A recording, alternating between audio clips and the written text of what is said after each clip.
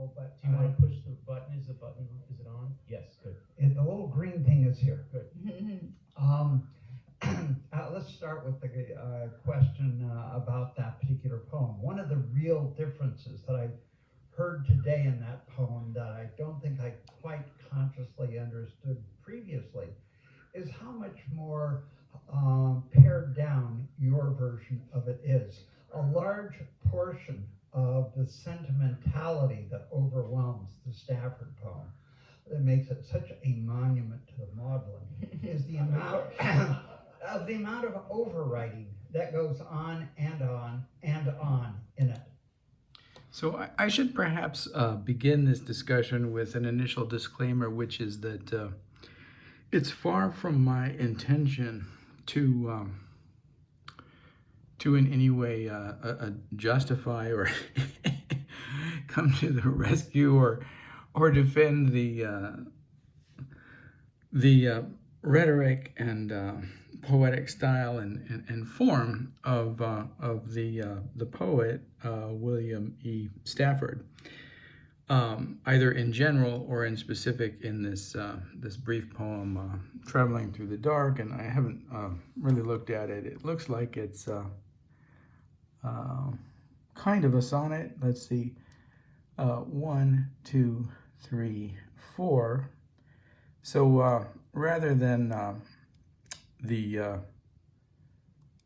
stanza structure, which in general provides 3 sections of stanzas, which represent four lines, and then the final couplet pair. You have here a kind of additional stanza that gives you a total of 4 times 4, which is 16, plus 2 is 18. But it's essentially a kind of it's a kind of sonnet, right? And it's never been my intention to justify poetic form or its bizarre conventions of either sincerity or insincerity, but rather to talk about work that that either interests me or that I find problematic, as a means of exploring, to some extent, poetry and poetics or aesthetics and performance and performativity, but generally, of exploring deeper structures within the uses of language and deeper structures within acts and events and tellings and retellings of events, as they relate to aspects of human experience that either involve processes of healing or recovering, or changing and challenging social structures and institutions that marginalize, oppress, and harm us in whatever ways they do so. So that's the disclaimer, and it's it's a long disclaimer, and it seems to come from out of nowhere, and how it's related and tied to that statement that was uttered by Ron Silliman remains to be revealed. But to begin with, let's begin with the idea of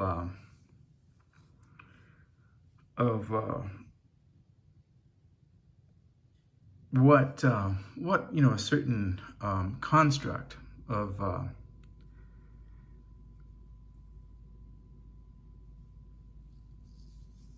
of the sociality of a kind of poetics represents to that group or configuration of poets who, in one way or another, identify themselves as language poets or identify themselves in within a community that has been described as through this term language poet, that is presumably itself derived from the magazine L equals A equals N equals G equals U equals A equals G equals E, and whether that name, that nominalization, that moniker is accurate, or whether it's and whether the criticism of that name and that lumping together, the loony lumping of a cluster of poets, whose work is often,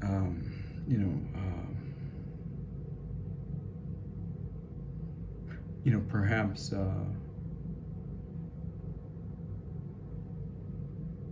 less stylistically and even and conceptually and sometimes perhaps ideologically, coherent as a group or community, then it seems to be as a network of social relationships and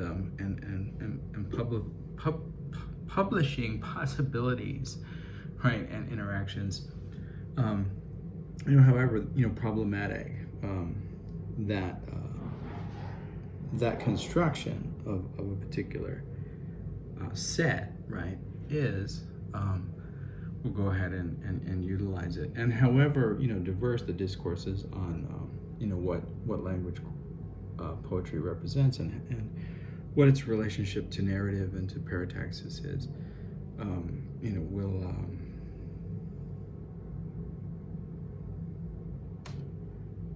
I won't get too finicky, about to begin with. So first of all, my critique of the self-construction of a number of, and not just language poets, but in particular language, poets. My critique is that has begun with the idea that the binary opposition, between collage or paratactical structure and narrative, simply, is an illusion that results from a trivial understanding of the relationship to time in any act of telling and narrating. And it's not, just from Paul Ricoeur that I derived this idea, but from the exploration of various readings and understandings of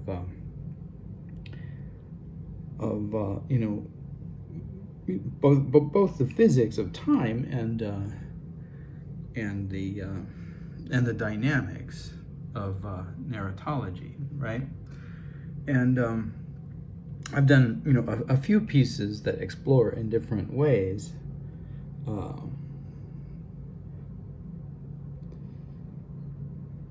the relationship between the time of the telling and the time of the tale, and how those times are inevitably and invariably interwoven in one another, and that permeate one another, and in any telling,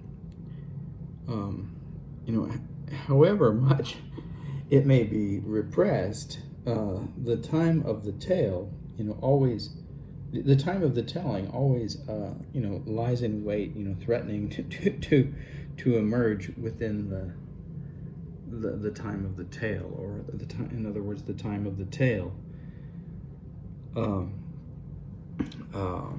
is an imminent potentiality, right, of expansion and contraction, and that open this expansion and contraction of time, that involves various movements in time, analepses, prolepses, elations, expansions, and other modes, right? And even metaphor, can be seen as one of the formal operants in a time structure of a telling in which the idea of symbol or sign like moves into a positionality in which the mind of the exploring or narrating teller, right, allows itself to play with and compare and in that sense expand the detail of whether it's objective or imagined, right, element in the tale. It's of course it's not only a matter of a dispute in the understanding of time in narrative, that gives rise to this critique, but it's also a dispute in the understanding of what a significant and dynamic poetics is. Is it a textual discourse that is just about a kind of telling, or is it does it embody like material action in the world? And this was very interesting to me in listening to Ray Armantrout and her parody of this particular poem, Traveling Through the Dark, that she read, which she titled Traveling Through the Yard. And it seems to me that the idea of I've seen this so often as a problem of the issue of engagement, even in a poem, as situated in material reality as Ron Silliman's Bart seems to be, where he travels the BART electric train line in the San Francisco Bay Area, and of course the BART plays as pun in relationship to Bard, and on this journey, right, on his day off, he records and makes observations about the activities and the language and the movement of all of these various individuals that utilize this form of transportation, and of course because it's public transportation and because that it represents movement on this particular day, then it embodies an aspect of social political reality as well in relationship to working people. But and that I don't find problematic at all. But what I perhaps do find problematic is the detachment of this. Whether it's an I, still perceived as an I in that Charles Olson-y kind of field sense of the I navigating the field, or whether it's the entirety of the apparatus, and to Silliman's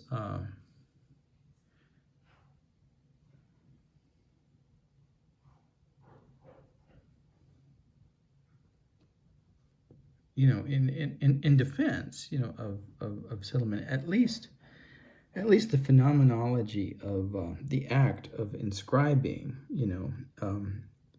and textualizing, the holding of the pen and the time, right, and the endurance of time that's required in the act of the inscription, is reinvested in the account of the textualization. So that's there, and that is the time of the telling, certainly, and in that sense, he's far from being Charles Dickens, but what still seems problematic to me is that observation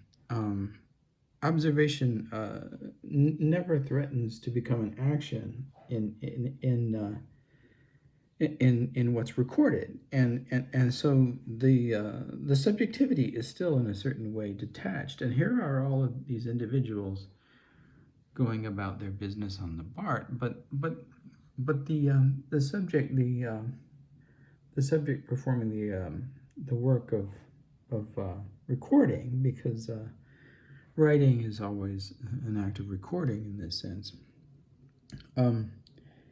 never manages to emerge within the same sort of ontological stability as actor within this movement, or this series of movements in this moving train in that occupies this particular space of time, and that's all apparently still within my critique of language poetry's misunderstanding of time and narrative, but it also edges upon a critique of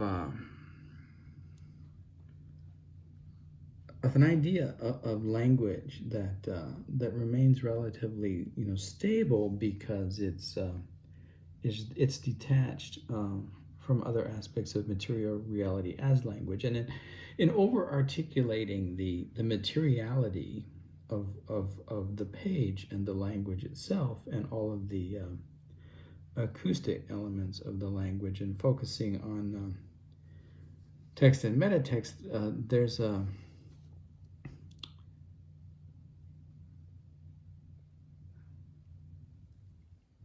is a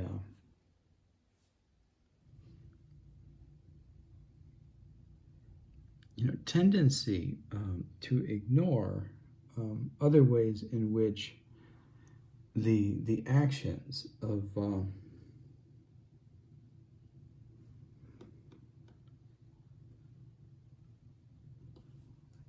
the record making, right, are themselves in engagement with contexts of sociality and time,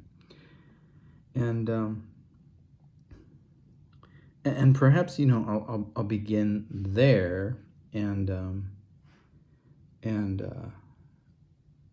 again, this isn't intended as a defense of the William Stafford, but perhaps it will seem so, because I'll salvage I'll be seeming to salvage something from it, that the criticism of it and the pleasures, right, and these are the pleasures of cruelty.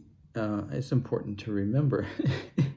So both the pleasures that we receive from Ray Armitrout's traveling through the yard, and the pleasures that we receive from Ron Silliman's warm embrace of her sarcasm, irony, and parody, are these pleasures of cruelty. So I'll begin with that, and the statement that Silliman makes about Armitrout's concise use of language versus William E. Stafford's, I can't now recall, even though I just recorded it. I'll just use the word cumbersome overwriting. I don't think the word cumbersome is used, but it ends with a joke that the audience finds a lot of pleasure in and laughs in. And these are the easy kinds of laughs to get, because we all agree that, you know, we don't like this kind of writing, and so the laughter is that this one doesn't belong to us, and the joke is made and ends with the punchline, monument to the Maudlin. But what's ironic, perhaps, is that in the punchline, monument to the Maudlin, which is, you know, a critique of the imprecision of William E. Stafford's writing, Ron Silliman is himself significantly much more imprecise in the use of language, because Maudlin is just the wrong word. Maudlin, which has come to mean, right, this kind of tearful, drunken sentimentality, right, is derived actually from the name Magdalene, and refers to the Magdalene's tears of regret and repentance in recalling, you know, her life and her life before, right, her salvation, and these, you know, tears of repentance and sentimentality and cleansing actually relate in an interesting way to this poem in a positive dimension that I'll try to bring out later, but isn't at all what Silliman intends. And Maudlin is just the wrong word, you know, to describe this poem. First of all, in the act of what's told, right, in the actions of the poem, at least if we believe the narrator, whoever that subjectivity might be, whether it's William E. Stafford or someone else, if we believe the narrator, you know, he wasn't responsible for running the deer over. He found the deer on the road. He wasn't drunk. Presumably he was far from drunk, because he had the good sense to stop and move the deer out of the road so that some other drunk wouldn't run off the road and die. Now, however poorly this is expressed, you know, it isn't particularly sentimental, and it certainly doesn't, you know, I'm not sure that I buy, like, that this is the kind of story that, you know, someone would tell in a bar, as that word, you know, has come to be understood in this drunken, you know, sentimental, tearful manner, maudlin, right? But you know, neither is it, you know, etymologically correct. If once again we believe now maybe what Silliman is implying is that he doesn't believe William Stafford at all, like that maybe Silliman is pretty sure and maybe Silliman is saying that you know, whether any of this happened at all or not doesn't matter, because implicit in the telling is our ability to refute, you know, the details of what is told, and perhaps he sees in this a mask of lies, in which you know, through which he's discerned that in fact that the speaker of the poem, whether that represents William E. Stafford or some imaginary fictive subjectivity, was in fact perhaps traveling through the dark, but did not in fact find a deer, but struck a deer, and perhaps, you know, in using the word maudlin, you know, that Silliman is hinting that the reason that he struck the deer was because he had been drinking, and so this deer wasn't found on the edge of the Wilson River Road, but was rather struck, and and flung, to the edge of the Wilson River Road. And then, Maudlin, doesn't imply this, but this construct here, it is usually best to roll them into the canyon, implies that this action, it is usually best, has occurred before, prior. That the subject has some experience with this. It's usually best, not always, but maybe in Ron Silliman's discernment of either paranarrative or a subtextual narrative of this insincere or untrustworthy narrator. This has happened before because he's typically drunk on his way home, and he's run over or struck a number of deer, does and bucks and fawns, and when he does so, he gets out of the car and he rolls them into the canyon because that's usually best. Now, why would it only usually be best and not always? Well, perhaps occasionally there's another car behind you and you can't cover up the action, and then it's best to just proceed on and hope that no one takes down your license plate number or something like that. That road is narrow, and then perhaps the subject comes back to making an excuse, for covering up the action, which here is the excuse is, well, you gotta hide them, not so that people won't know that you did it, but because the road is narrow, and you don't want to kill any people on top of killing the deer, right? So perhaps that's all going on, but on the surface level, what we have Silliman, praising Ray Armitrout and her concision of language through the use of a very strangely imprecise construction of language, monument to the Maudlin. Now, monument to the Maudlin. My argument is that Maudlin would be the wrong word from the very outset, both etymologically and in relationship to the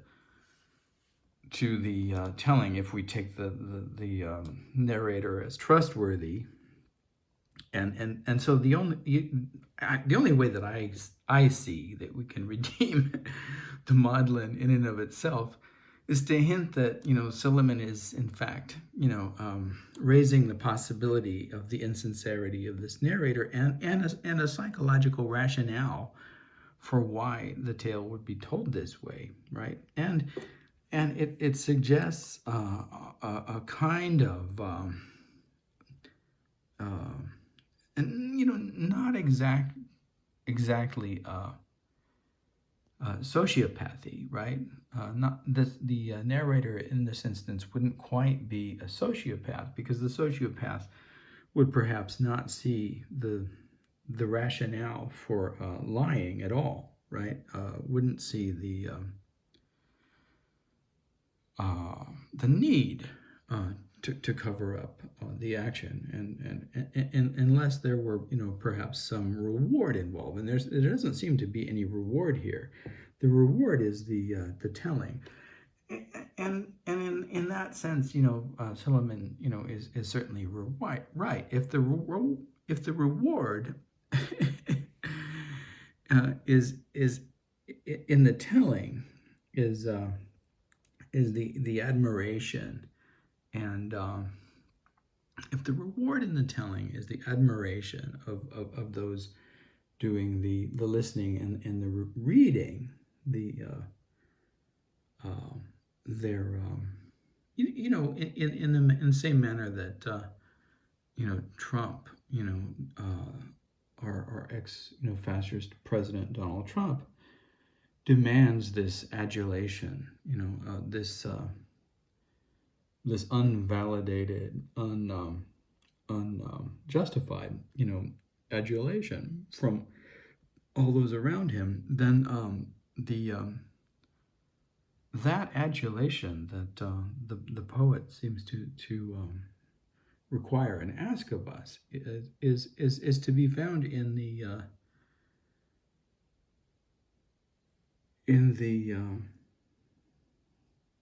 either aesthetic, pleasures of the tale, or perhaps the sincerity and the ability to move us in the telling of its truth. But if in fact, right, if in fact there's a deception going on, then there's something much sneakier here, and the poet, the metaphor, of the poet as healer, right, as caretaker of human safety, and of healer, who allowed himself, right,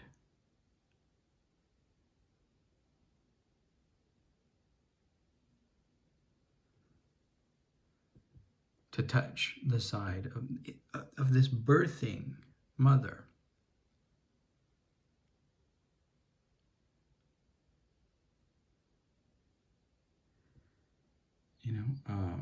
That moment of hesitation. Does the poet want to become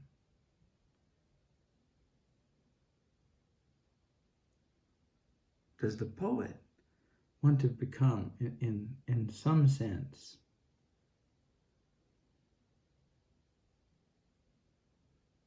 in some manner, right,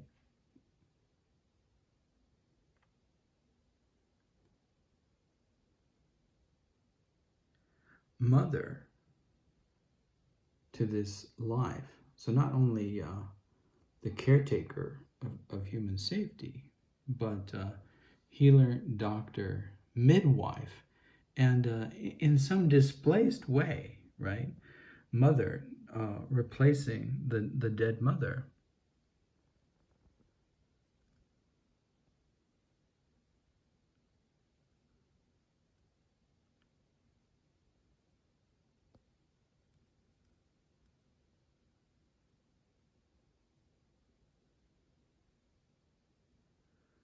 And fails perhaps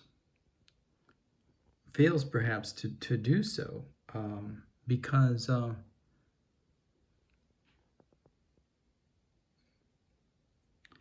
because the poem ends this weird little couplet here. Pushed her over the edge into the river seems to be, returning, to the initial impulse, which was to preserve the safety of human life, right? But makes no reference of assisting the fawn, which lay there waiting, alive, not still born, but never to be born. But the assistance doesn't come. It's there's no discussion. So perhaps if Silliman reads the failure to act and remove the fawn as a regret, then perhaps the telling of the tale could represent the penitent Magdalene. So it's the failure of the act of removing the fawn that we would have to see in that word Maudlin. So what if we imagine that this telling does take place in a bar somewhere, and this guy has gotten so drunk and that he tells this story, and where in the place then in this story, if we take it on that level, the place there in this story where, in David Anton's sense, the pivot of the narrative, plays itself out, is in the failure, right? The failure to act as healer, midwife, doctor, and in some sense, metaphorical mother, to this unborn creature that perhaps couldn't obviously be saved, but perhaps might be saved if more action were to take place.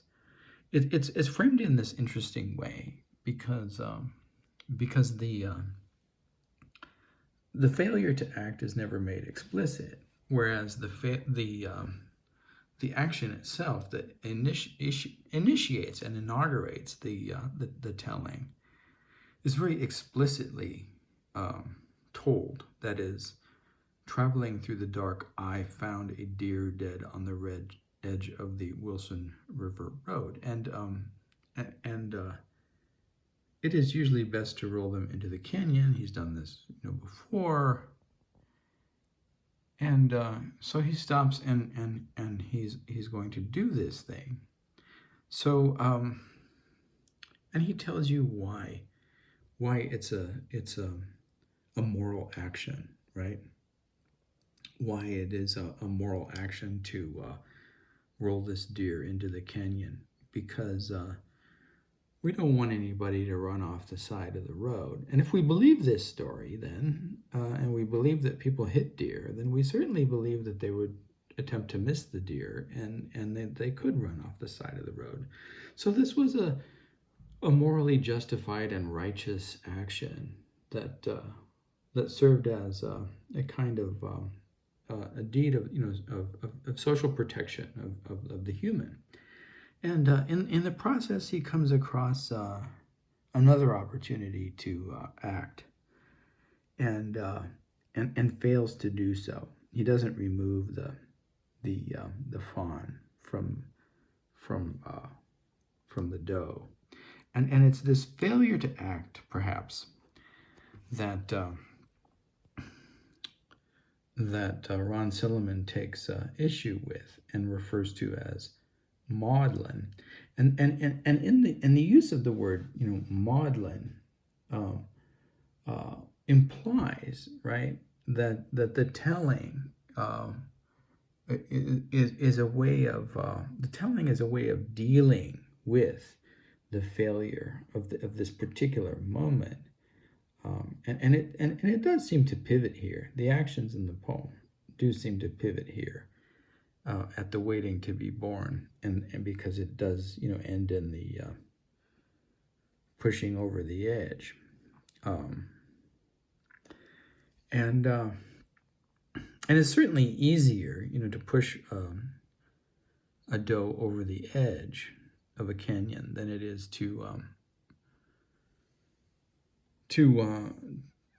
act as midwife and open her belly and remove the unborn fawn, and to carry it, to whatever facility might have the resources to care for it, if one doesn't know how to care for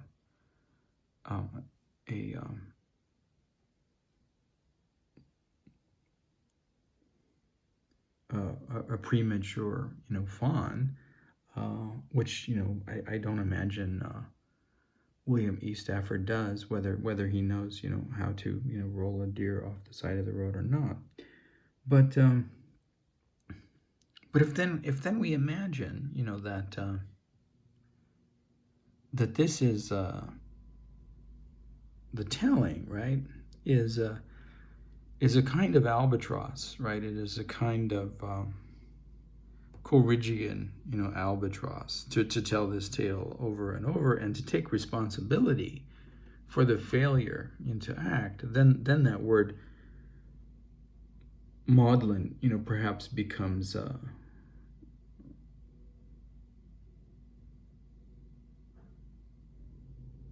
a bit less, problematic. If we imagine that this traveler through the dark, must endlessly repeat this tale, at least in his, drunken state, as a kind of confessional, Mary Magdalene-esque, repentance, then the word, Maudlin, perhaps becomes a bit less, problematic, and yet the brigado, or the bragotio, or however one says that word, the bragging rights of finding the deer and doing the right thing, remain, and in the monument, to the Maudlin, the expression monument to the Maudlin, which is this alliterative metaphor, right? And I guess the monument would be the poem itself, which also becomes problematic in a certain way, because if the poem is a monument, and a monument is a thing that exists, across time, but in a particular place, and certainly the text of this poem, this extra stanza'd sonnet, could in some way be considered a monument. But if the act of telling the tale again and again and again, the albatross around the neck, which is in fact not an albatross at all, but a fawn,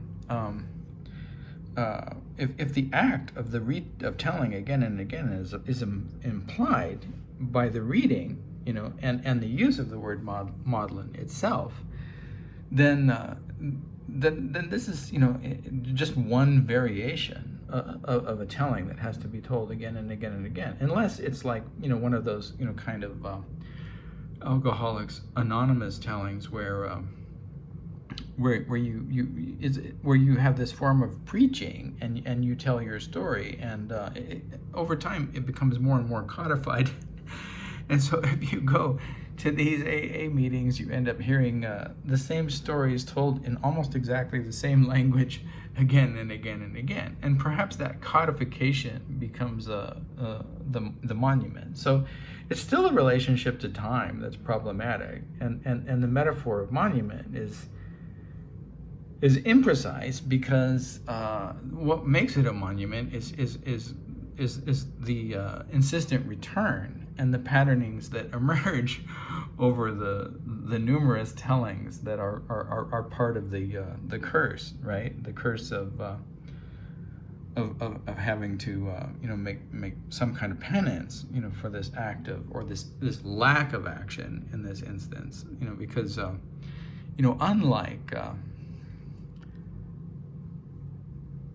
unlike the teller of Coleridge's The Rime of the Ancient Mariner, the Ancient Mariner's story, at least the claim here that Stafford makes isn't that he killed the deer, nor that he killed the fawn, but he merely, failed to remove the fawn, from its mother's womb, and perhaps, it wouldn't have made any difference at all. But perhaps it may have. So the regret and the sentimentality and the penance are different in that way, and in a sense passive, as opposed to the active sin, right, performed by the ancient mariner. And the other thing, that's very different, right, is that the ancient mariner's actions actually doom the fellow members of his crew, right, and they die on the sea, and they suffer these travails, and here, it's quite different, because this narrator is attempting to save human life, and right here we have it, save human life, and then just inadvertently comes upon well, how many lives can we save? Like, if we stop for every deer, and then every deer, has more work that we have to do, we're never going to get home and get back to our, bottle of wine or whatever it is that he's going home to. And so, you could make an argument, I suppose, that, one good deed leads to another, but like, well, how do you ever get out of this endless cycle of these damned good deeds, right? And you have to break off at some point and just roll her over to the edge of the river. I already saved, how many human lives did I save? Well, who knows? But I already saved human lives, and now you want me to save the life of this unborn doe, unborn fawn? Isn't that a little rich? Isn't that a little much? And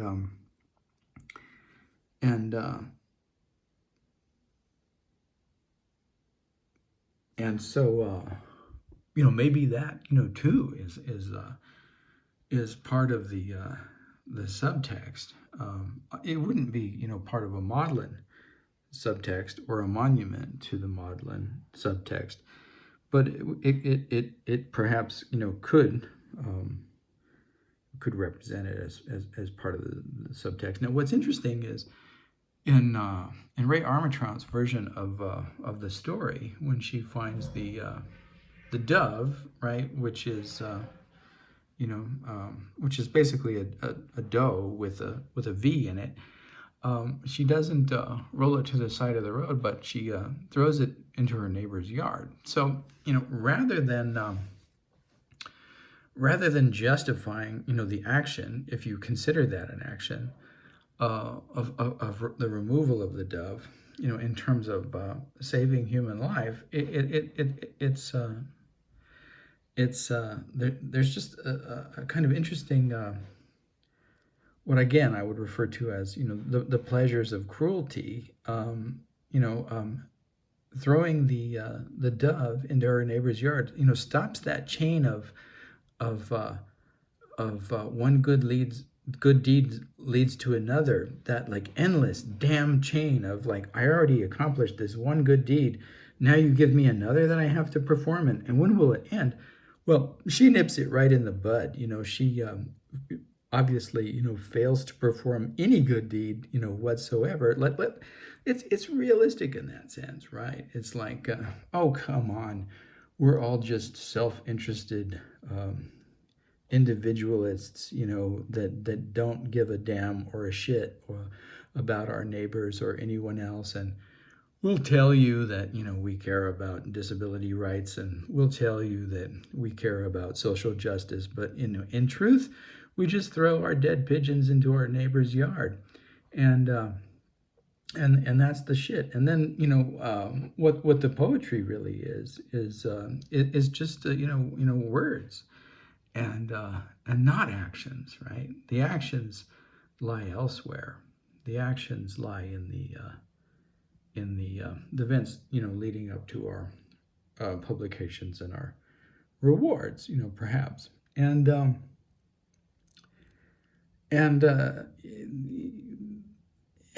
that is perhaps like also there in Charles Bernstein's construction of that poem of his Before Time, and or if that's the one I'm imagining is the one that begins and ends, poetry used to be this, and then it became that, and then it became this, and then it became that. And it's this very kind of sophistry version of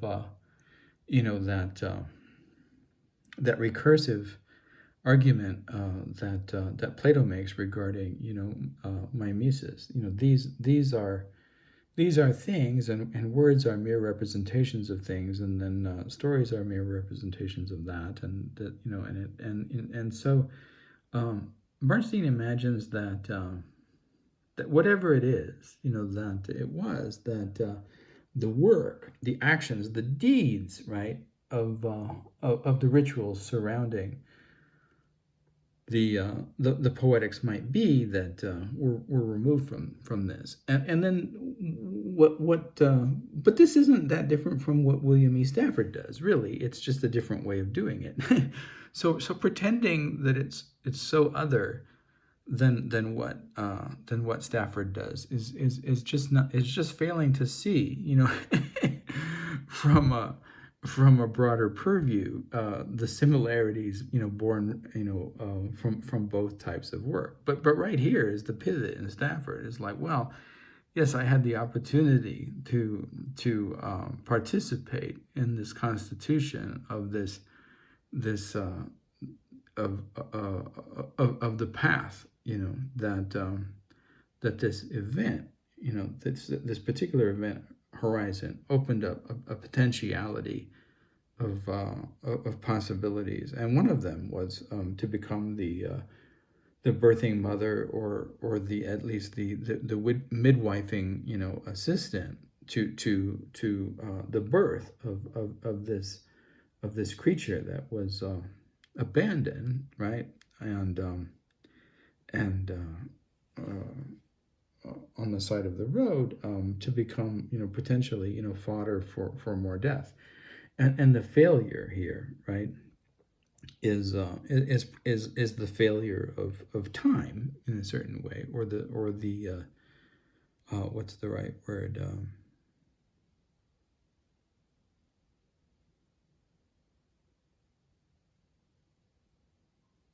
The entropy of signification that time bears the burden of symbolizing in that moment. But it's still there, right? It's right there. It's right there. That's the movement away from the sacred, right there, right? Because if Stafford had engaged the sacred, he or this subject, if this subjectivity had engaged the sacred, he would have done the work of opening the belly of the doe and retrieving the fawn and attempting to save the life. Now, one could say, well, that's silly, because that would have been a hopeless effort. Well, we don't know until you try, I would argue, but even if that's the case, you know, I have often been instructed by such inspiration that we didn't say that anyone was going to live. We just said to make the attempt, or we didn't say that anyone was going to listen. We just said, you know, do the writing, right? So, I mean, the book called 144 is precisely the same. You know, it's not so much that it does or it doesn't offer a particular course. It's that course, right, is exposed as an action, is exposed as an action in the world, and that the consequences, you know, of the engagement, you know, of the social domain, you know, once that, you know, action and event has been placed in the world, is out of one's hands, right? What isn't out of one's hands is making the effort, right? Even the best midwife can fail, but she doesn't roll, you know, the mother over the canyon just because it gets difficult. and that's the failure. And so, you know, in what way is Charles Bernstein's poem, you know, Before Time, or whatever it is, any less maudlin than this one? Well, absolutely none, right? But but the defining feature here, it isn't about, you know, whether it's maudlin or not. It's about, you know, the pleasures that can be taken in seeing it in seeing this particular version of language and this particular set of actions as something that doesn't belong to our group. It's the pleasures of cruelty. And of course, Ron Solomon gets the laugh because it's funny. Now, it's funny, even if whether it's precise language, which I don't think it is. I mean, you have to go pretty far, like, to see it as precise. But whether it's precise or imprecise, and ironically imprecise, because it makes fun of the wordiness and overriding of this text. But what one has to wonder is, like, how long Ron Solomon, spent, thinking of the proper metaphorical construct, to make the criticism, the monument to the Maudlin, right? Now, some of that skirts the issue of time in this, because I'm just rambling on, but some of it bears, back upon time and the time of the telling and how many tellings or repeated tellings, this might represent. And I've suggested that to fully explore the idea of the Maudlin, one has to get rid of the idea of the monument. That is, if it really is a kind of doe as albatross, then it can't really be a monument, because it's this repeated pattern telling, and to call it a monument, one really has to see this textual formation of the telling as its ultimate goal. Well, and then that becomes problematic in the meta narrative of this engagement with this repeated telling in bars or wherever it is. Maybe he tells this story in AA meetings. Who knows? Or Doe Murderers Anonymous. In which case this might be the first telling, and then even in that sense, it's not the monument yet. But to call it Maudlin and monument, let's get back to the issue of time, already traverses two moments in time that represent the telling of the telling and the tale, right? Because the Maudlin belongs to the time of the telling, not to the time of the tale.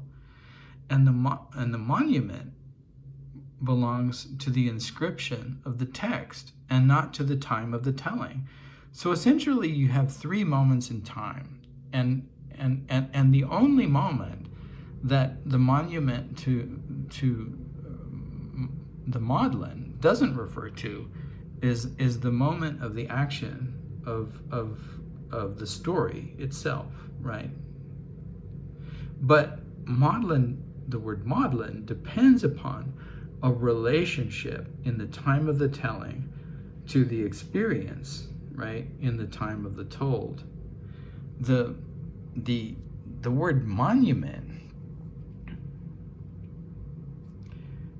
bears no relationship between the time of the telling and the time of the told, but it is a relationship that the publication of the text, right, which one could perhaps argue is part of the meta-narratological engagement, in which you have, in this particular meta-narratological construct, three moments.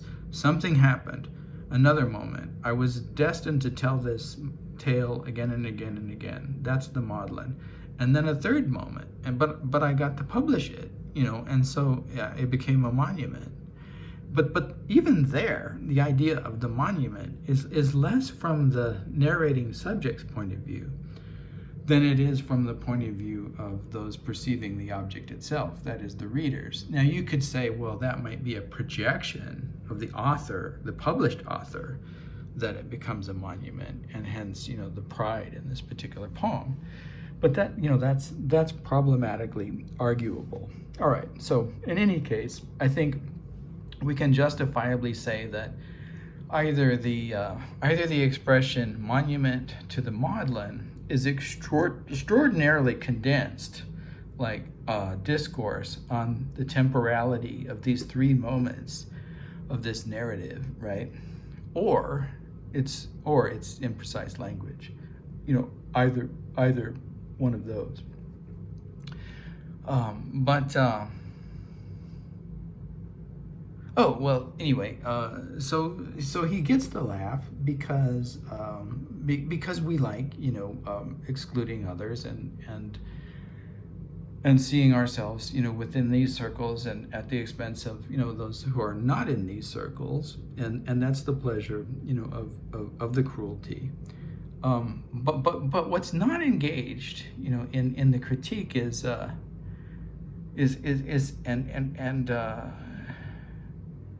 and the failure, right, of the critique to see the way in which that this poem acts out the same kind of inability, right, to respond to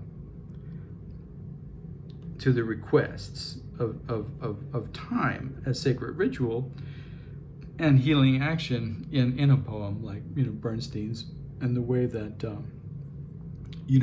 Ray's Armitraud's poem sort of nips it in the bud by throwing the corpse of the dove, right, the dove of peace, becomes this sort of passive aggressive relationship with neighbors, right? So symbolically, like I could, make peace with a dove. It wouldn't be that difficult for Ray Armitraud to dig a little hole and bury it, and presumably, like it doesn't have an egg that she needs to rescue from within it, but that could become problematic and difficult and lead to one good deed, God damn it, leads to another. Endless chain of work, that takes us away from writing poetry or whatever it might be. But we're getting, back to our bottle of wine. But presumably, she has a shovel or a trowel or whatever it might be, and could have, made a little hole or even just, dropped it in the trash. So presumably, it's the opposite. It's like I found this dead thing, and rather than caring for others, I chose to perform this act of aggression, and it's funny. It's funny because we enjoy cruelty, and it's also perhaps funny because it's a critique of my own inability to see my relationship to the social as one of responsibility, and so what I wanted to do was move away from that aspect of the reading, I guess, to an alternative way of seeing this particular moment in this narrative failure, right? And I'm gonna call the narrative failure her fawns lay there waiting alive, waiting, right? And it never happened, and there was no attempt, right? I hesitated. Okay, so I hesitated, and then it's interesting, he moves away, and then hesitating. What's the image? What's the description? The car aimed ahead, its lowered parking lights. Under the hood purred the steady engine. Wow, that's pretty bad writing. I agree with that. I stood in the glare of the warm exhaust, turning red. That's pretty bad again. Around our group, I could hear the wilderness listen. That's an interesting construct, the group, because presumably he's alone, and his group is, one dead doe and one live fawn or preborn fawn, still waiting to be born. I thought hard for us all, and there's a certain amount of doubt I have there. I don't think he thought too hard, but let's move on from that insincerity and imagine. Let's just say it is Maudlin, and which I'm not sure, but let's just say that it is, and then and move on, from there. So and this may seem an odd place to go, but I'm recently one of the space-time travel communication coordinates pointed to this word ingoma, and that means one of the meanings of ingoma is just drum. It's an African drum that is broader on the top than it is on its supporting bottom, and that is made from a hollowed out log, and this log is covered with either the skin of from from a bull or cow or some wild animal that is killed and sacrificed, to make this drum. But another word, but another meaning rather, sorry, excuse me, another meaning of this word ingoma is a healing ritual. And I'm looking at this abstract of this article by, and I won't be able to pronounce this name correctly, but Sopelekae Maithufi. Maithufi, I'm not sure, but that's the name there, and for those able to pronounce and articulate this name better, Sopelekae Maithufi. You can perhaps get it pronounce this name but much more correctly than I can, but in Ngoma. And I'll read some of this and then explain why I think that the poem begins as a kind of engagement with what it means to confront the opportunity of this kind of poetics of healing ritual and then fail in the same way that perhaps that Bernstein's poem on time like chooses to narrate, right, rather than recover this failure. And so what I see as these engagements as significantly having more in common than there is difference, right? And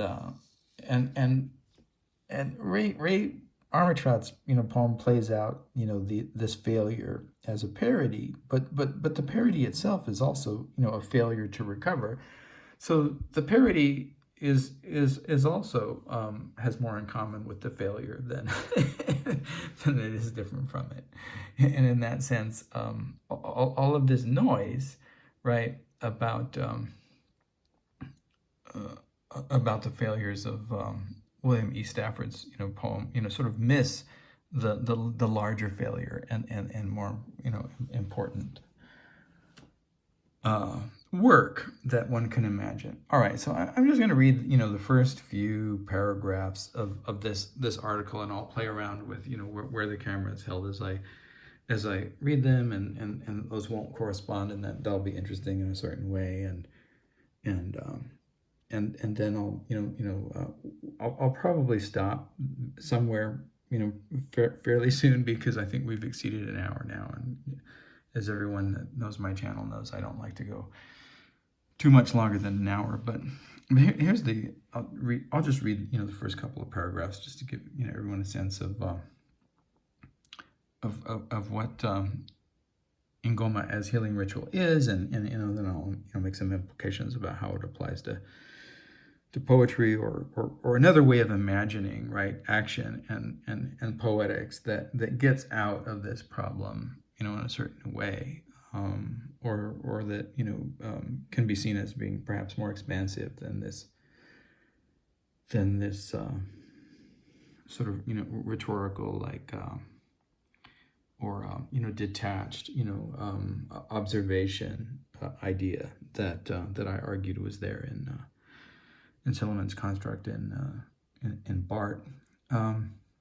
This article examines the portraits of Ngoma, a shamanistic rite of therapy that has been practiced with subtle differences across southern Africa well before the colonial era. In the short stories of Maudlin Longa, central to these representations are the mediations of psychic dilemmas that afflict the African National Congresses. I won't be able to pronounce this word either. Umkoto wi Sizwe, soldiers on their return from exile. The argument is that these images are awash with how the individuals who do not have the uninterrupted accesses to the official discourses of the religious institutions of therapy use the quotidian to initiate self-styled forms of memory. And see, this is what I would argue is going on in that Stafford poem, Traveling Through the Dark, at least at the metaphorical level, and it's not really about like the dough as this use of the quotidian to initiate self-styled forms of memory isn't about the dough as albatross and this failure in this moment, but the construction of the story itself is a metaphor for psychological trauma, in which the activities of the saving or the removal of the deer from the road is the removal of malignant psychological detritus, and its success or failure depends upon this moment of the birthing, right? So you have to begin with the idea that that's a metaphor, and then the quotidian initiated self-styled forms of memory involve this incident, whether it's purely imaginal or fictional or constructed, or that relates to a different moment, is actually a mask for what's going on. Okay, that'd be the first argument. This is where, reminiscent of in Goma, an afflicted person is invited to participate in an activity. Now, the invitation to participate would be, in this instance, the moment in which one is, invited, to act as healer and remove the fawn, in an activity and intention of which is to make him/her reconnect socially, emotionally, psychologically, and spiritually. Well, the animal would survive, but as metaphor, so would the psychological subject narrating the tale. The bulk of this discussion, that was me. That wasn't, part of this. I'm sorry. I keep moving back and forth from what's actually, I should go up here and let you see. I keep moving back and forth between what's actually written and then my deployment of it, but that's a bit confusing. An intention of which is to make him/her reconnect socially, emotionally, psychologically, and spiritually. The bulk of the discussion deploys Nbulo,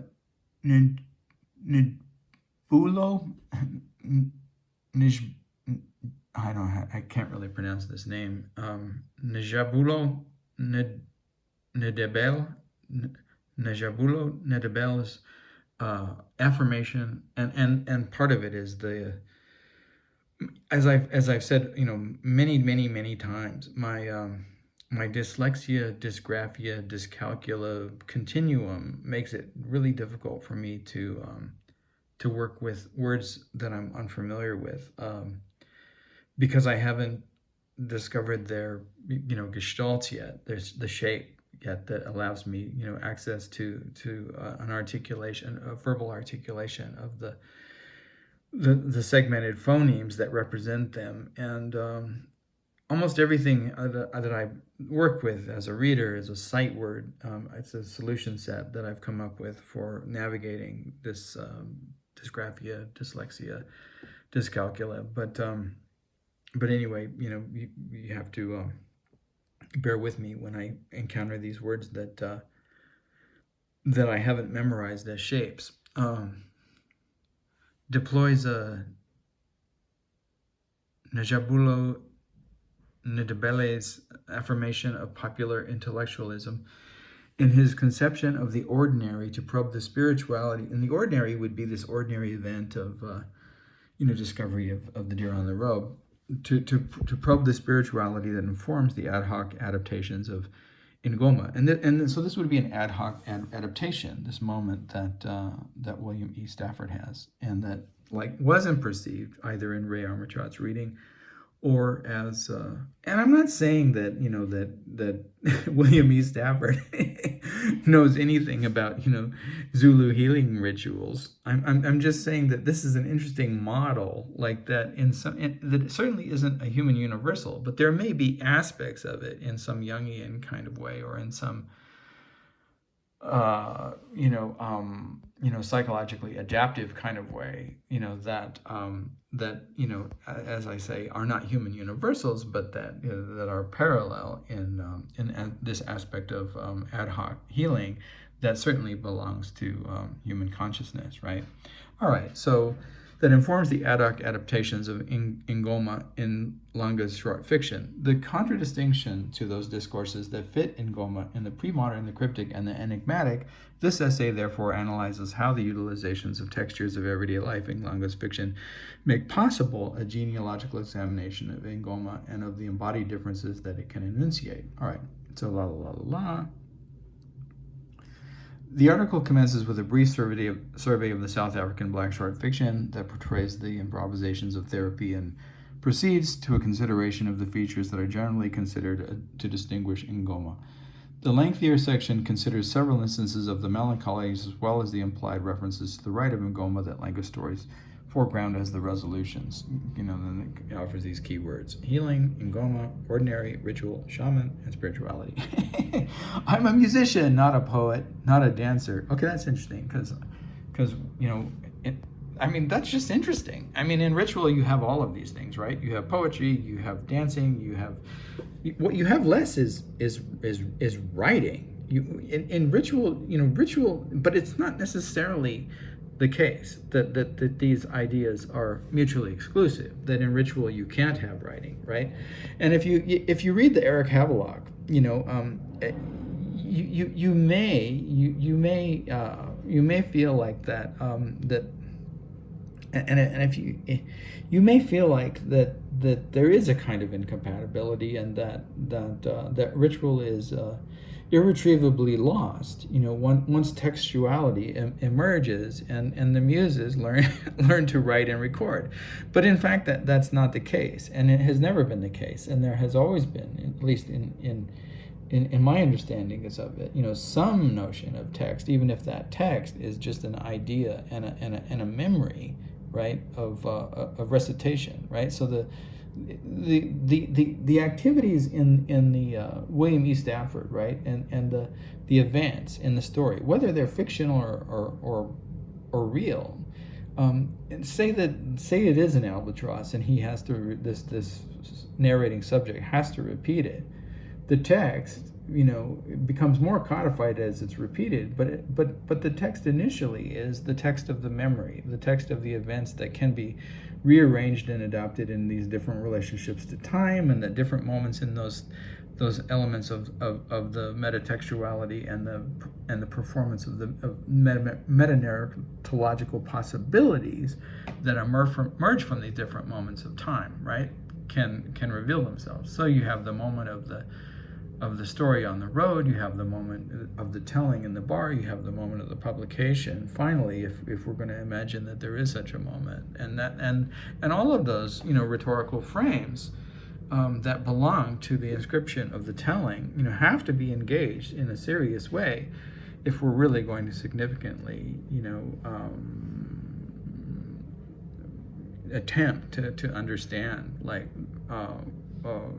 frameworks of narratological time, and not dismiss them, as this binary opposition between narrative and non-narrative, right?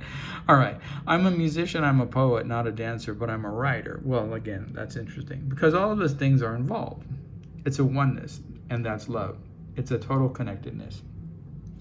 With the exclusion of Maudlin Langa's The Naked Song and Other Stories, 1996, it does not appear that there is any South African literature that details the history of the return from exile explicitly in terms of the post-traumatic stress disorder afflicting black male freedom fighters.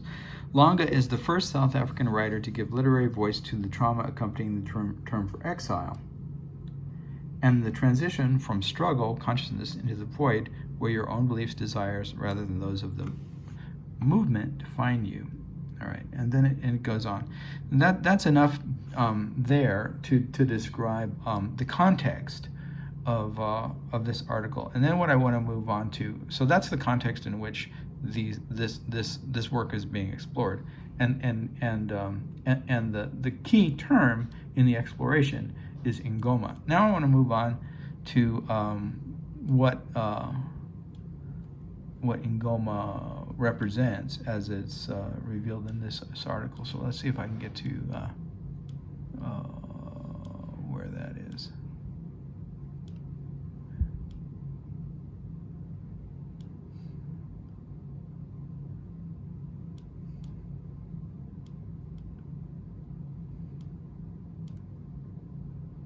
All right, so we can begin here.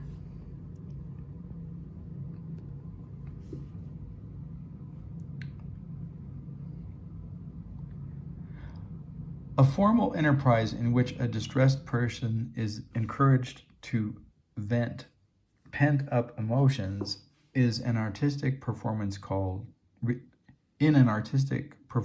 recalls ingoma. Now, a formal enterprise in which a distressed person is encouraged to vent pent-up emotions in an artistic performance, and then if I fail to read the last two words, recalls ingoma, I could say recalls the Maudlin in a sense, right? Now, one man's fawn is another man's side of the road. What I'm hinting at is that rather than dismissing the potentiality as Maudlin, you could look at it if we were being charitable as a form of failed enterprise in which a distressed person is encouraged to vent pent-up emotions in an artistic performance, right? Okay, so according to and it's not just African names that I have a hard time pronouncing because I'm dysgraphic and dyslexic. According to Jan Heinz I don't know. Doing ingoma is the ritual unit that defines the institution. Via emotions in an artistic performance recalls. I lost track of where I was. Doing ingoma is the ritual unit that defines the institution via a number of forms, the evocation of distress and hope before others. That could be there in the bar or wherever this tale is being told. Prayers to God, ancestors, and spirits. Songs both out of the cultural stock at hand as well as original compositions from the wellsprings of individual emotion, highly codified dress, instrumental accompaniment and dance, the evocation and use of materia medica, because at issue is the mutual expression of feelings and ideas and the marshalling of knowledge and social networks required to bring about an acceptable solution to the range of ills. While Jan in the quotation above presents a comprehensive portrait of the narrative ingoma, Credo Mutta makes a clinical analysis of the spiritual fragmentation that calls for this discourse or ritual as elaborated below. According to Mutwa, any psychological or psychiatric imbalance results from a disrupted relationship between a human being and God. You shouldn't be killing the deer on the side of the road anyway, because the human soul is in fact an integral part of God, and that would include the life and activities of the deer and what she and the fawn symbolize. And our souls came into being when God created himself. Mutwa continues to explain that a person comprises moya, soul, and ena, self. He argues that while the former splits into two moral poles that relate ideally through balance, the latter develops as the person develops out of memories and experiences, or fails to develop as the person develops, right, out of memories and experiences. And without saying too much, it has been my implication that some of the work that is being done in poetics is a failure to develop the person as the person developed out of memories and experiences. I'll just leave that as it is. And is responsible for facilitating a healthy communication between an individual and her physiology and with her social concept of metaphysical realities. Any upset of this balance is a result of soul loss that happens either through magic or hatred and leads to a physiological and psychiatric or psychological predicament. However, through careful diagnosis, Mutwa observes the sangoma can use the patient's visions and phobias, illusions, and delusions as a lever with which to move the patient back to sanity. So if you were looking at this monument to the Maudlin from a clinical and psychiatric point of view, you would return to that moment in which there was a hesitation, and you would move the patient back to whatever the metaphorical or referential, right, sign might be, and and to allow for possibilities in the construction of further narratives and tales and rituals that would get beyond, right, the failure of the hesitation. All right, so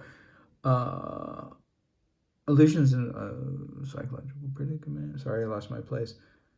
The Sangoma can use the patient's visions and phobias, illusions, and delusions as a lever with which to move the patient back to sanity and convalescence. All right. Because each human mind has the power that can be molded in therapy. According to Harriet Ngubani, the trustees of cosmic harmony and religious ideology, or Zangoma, singular Zangom,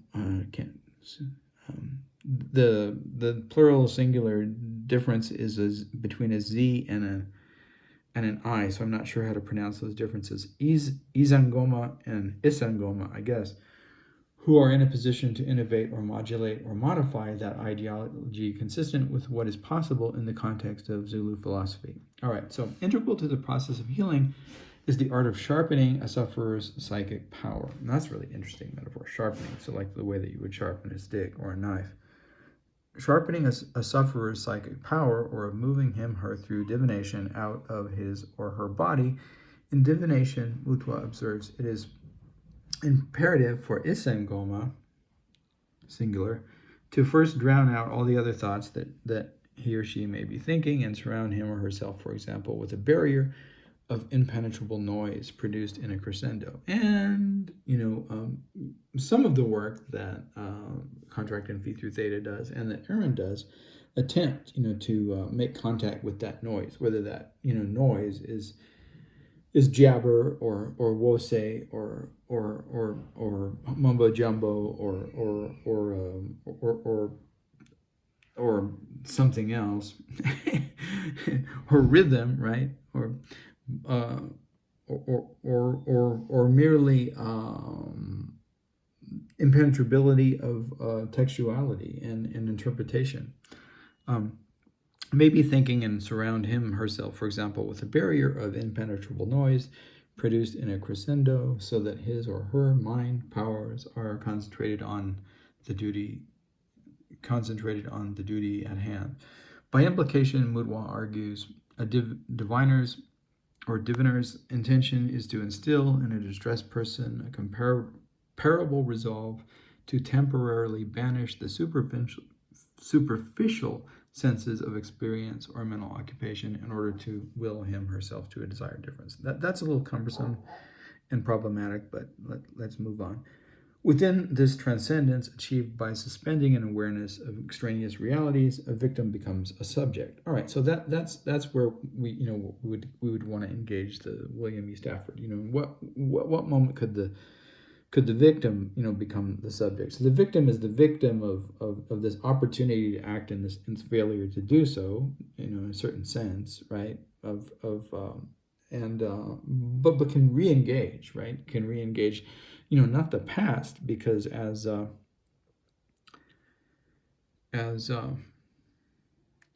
Tim E.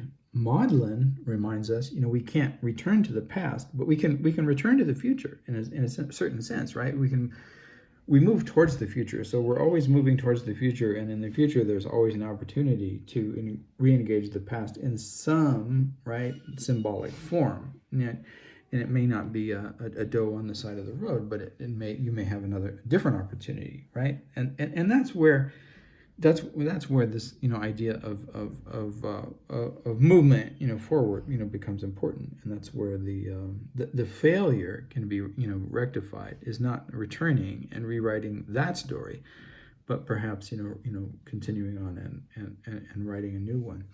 A victim becomes a subject. Spontaneous emotional outbursts such as ecstatic singing and sometimes trance and hollering and fast-paced dance and acrobatic body movement, often to the accompaniment of furious drum beat, are some of the manifestations of this deliverance. This is a participation mystique, when in times of crisis the patient has moved out of his her body at will, reigning freely and victoriously over his her angst, exercising it, and in its place crafting or weaving a broader world beyond his her predicament. Consciousness must be outside the local corridors of space and time.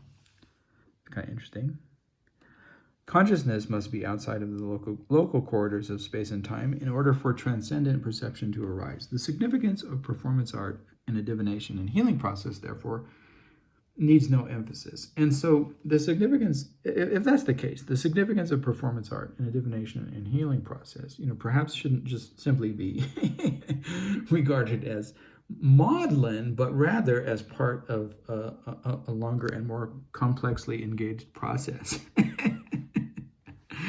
Structured in variability on rhythm and harmony, or sometimes counterpoint art, is a vehicle that human beings use to build or renew bonds and to give meaning to the material and spiritual spaces. Recuperation materializes from a subject's intuitive sense that she or he is retuned to the spiritual cultural accents from which severance was experienced. In this case, the severance being, failure to engage the work, that apparently needed to be done. Like there was an invitation to voyage, which was apparently this, deer at the side of the road, which was apparently dead. But the real invitation was to participate in the birthing process, and then there was a failure there, right? And then that created a severance. All right, so.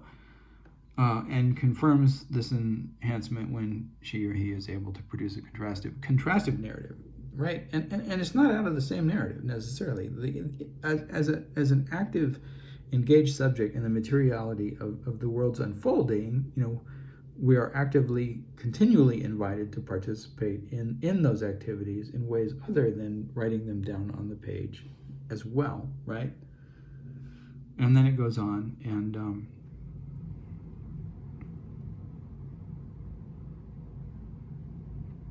and talks about more of the performative and physical manifestations of the ritual and how they're carried through. But that's essentially enough here, and I feel that we've I feel confident that we've engaged the two levels of criticism that I wanted to make in relationship to the rewriting of the poem and its performance, and Silliman's praise of it and of Armentrout's parody of it, and in terms of concision and